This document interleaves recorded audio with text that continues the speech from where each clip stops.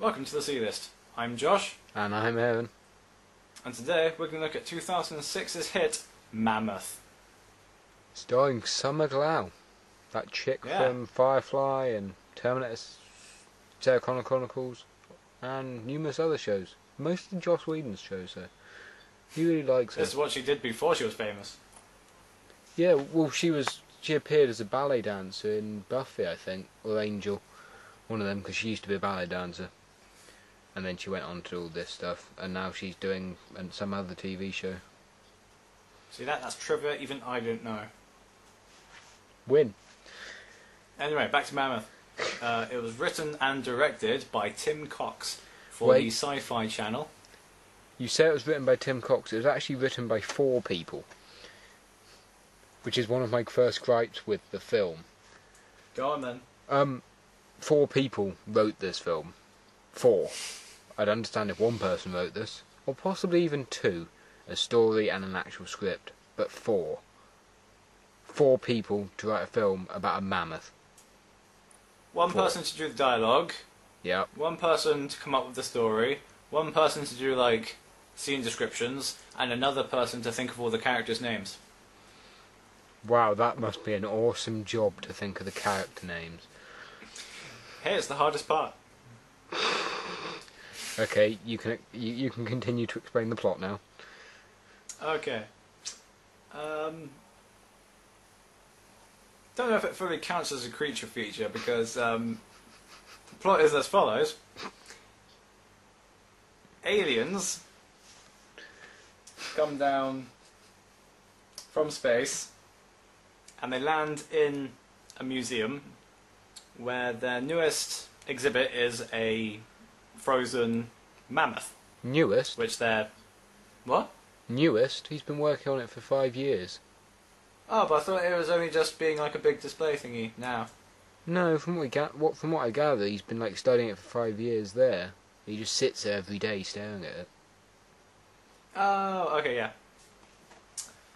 Yeah, and basically the aliens go into this mammoth and they can take control of it because that's apparently something... Because they're like symbiotes from Spider-Man. And then they make this mammoth go on a murderous rampage. Serious. That is the plot. That is 100%, that's the plot.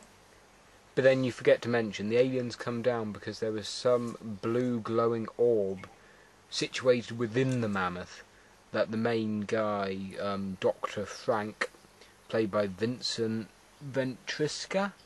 Matthew Fox. It's played by Matthew Fox. He looks like Matthew Fox. It's not Matthew Fox with glasses. Yes, it's Matthew Fox with glasses, possibly. We're not quite sure. But yeah, Don't do it, Jack. One day he suddenly decides he's going to drill a hole in the mammoth and I don't know why, he just does, and he finds that glowy thing, and then it suddenly goes to a shot in space, and an awesome title sequence which makes no sense at all and confused me greatly, featuring aliens and cavemen, and meteorites, and everything.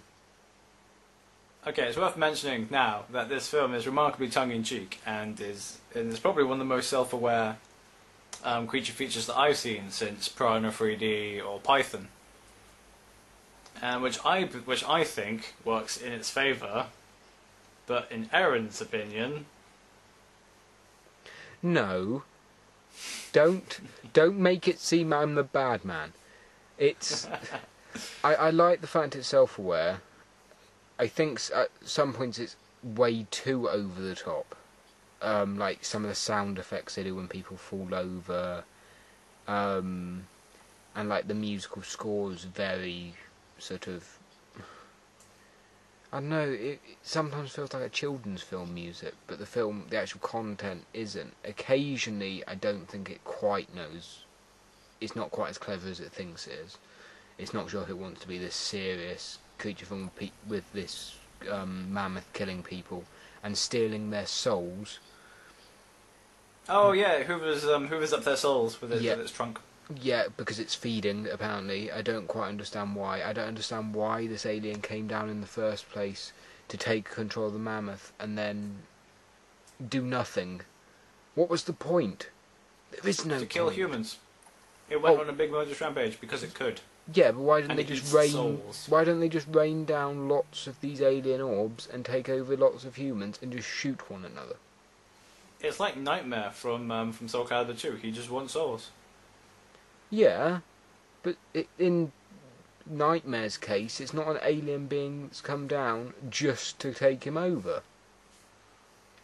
In all fairness, if I was an alien and I had to take over something on Earth, I would probably choose a mammoth. Out of everything. Yeah, out of everything. Big ass, woolly, elephant. That's what I want. You wouldn't choose like a giant dinosaur. If there was one on hand, fortunately frozen in a big block of ice, I might choose a dinosaur. But T-Rexes have tiny little arms, so how am I supposed to pick things up? But why was the glowy thing within that mammoth?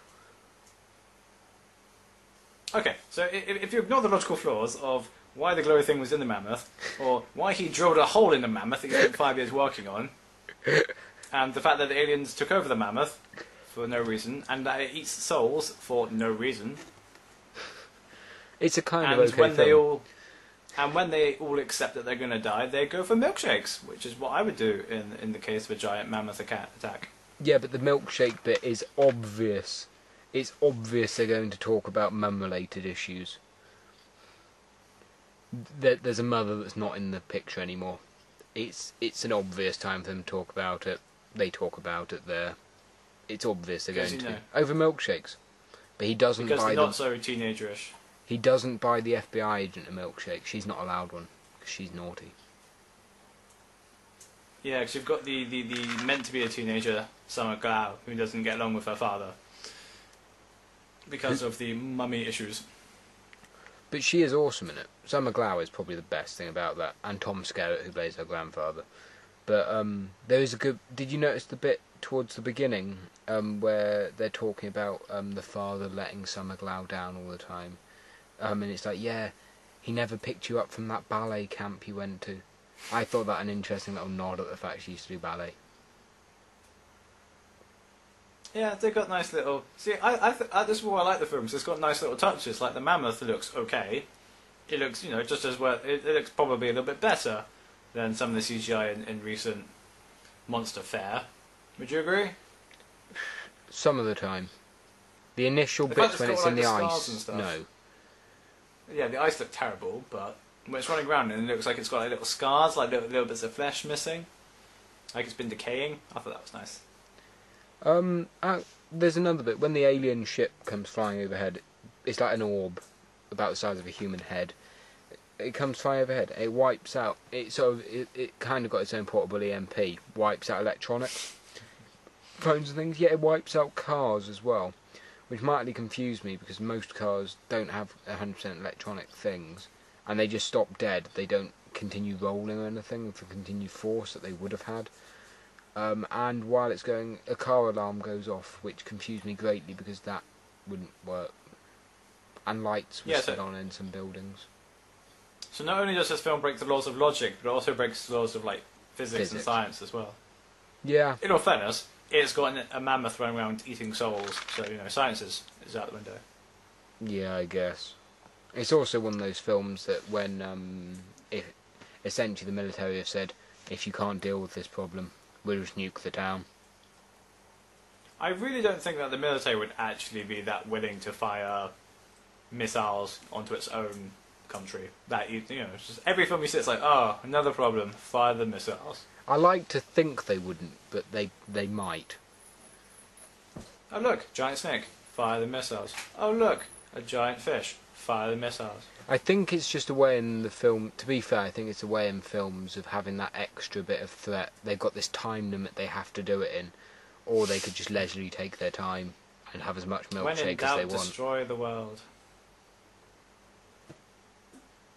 But, yeah. Aaron? And they talk a lot about Twilight Zone. I think we're having and it feels an awful lot like Twilight Zone. I think I might have just lost Josh. I'm just going to re-invite him into talking to me, because at this very minute it's just me and this camera. I'm fine talking to this camera.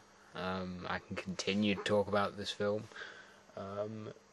I'm just waiting to see if Josh comes back online. We're doing this over the internet.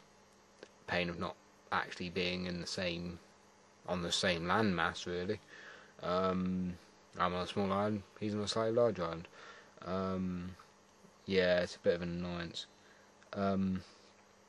But yeah, I mean, if he doesn't come back in a sec, the film's passable.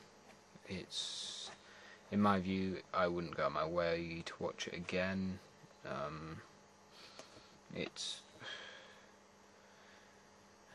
got things like a fake Men in Black style military group called NRO, who are the ones that are meant to deal with all this crap that's going on. And yeah, they sort it out, kinda. One of them died right towards the start, which is okay. I don't really like him. The woman was fairly enjoyable. She was just the classic sort of hating everyone, only want to do her job. Tom Skerritt is great. He's in Top Gun, things like that. That's why I like him. I always like it when people from bigger films featuring smaller ones like this. Did find that it got a bit boring towards the end. There's a magic gun which shoots out like a pulse which wipes out like human systems to knock them out. She uses it on this crawling hand towards the end. And yeah, the ending's not great really. Annoyed me a bit. I was expecting curtains to come up at the end saying the end, and it kind of does. But yeah, I think the best thing about it is the fact that it does feel very much like the Twilight episodes that it's actually talking about in the film itself. So it's kind of the fact it is self-aware is always a good thing. But yeah, I'd say possibly worth checking out. And Josh will be joining us again in 1 second. Right, hopefully he'll be back in a sec. We'll see. Yeah, and Josh is back with us now. Hello Josh, are you back with us? Okay, yes, Josh, would you like to continue this review, or would you like me to just round it up now? I've talked a bit more about it.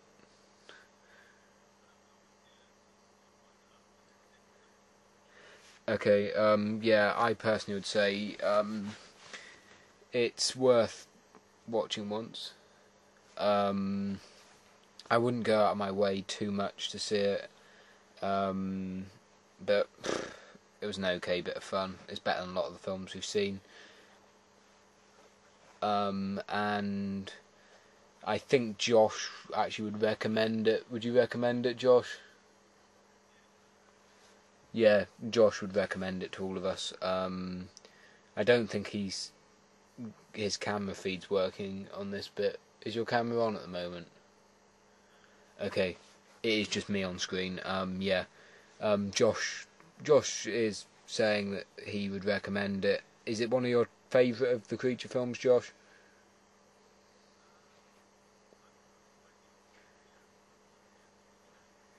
Okay. Okay, he'd put it at number 10 on his favourite films, but at number 10 because he can put it on any time and get enjoyment out of it, which ultimately is what you want from a film like this. So yeah, rounding up, yeah, give it a go. You might enjoy it. Thanks from me and thanks from Josh. Tune in for our next one where hopefully he'll be on for the whole time. See you in a bit.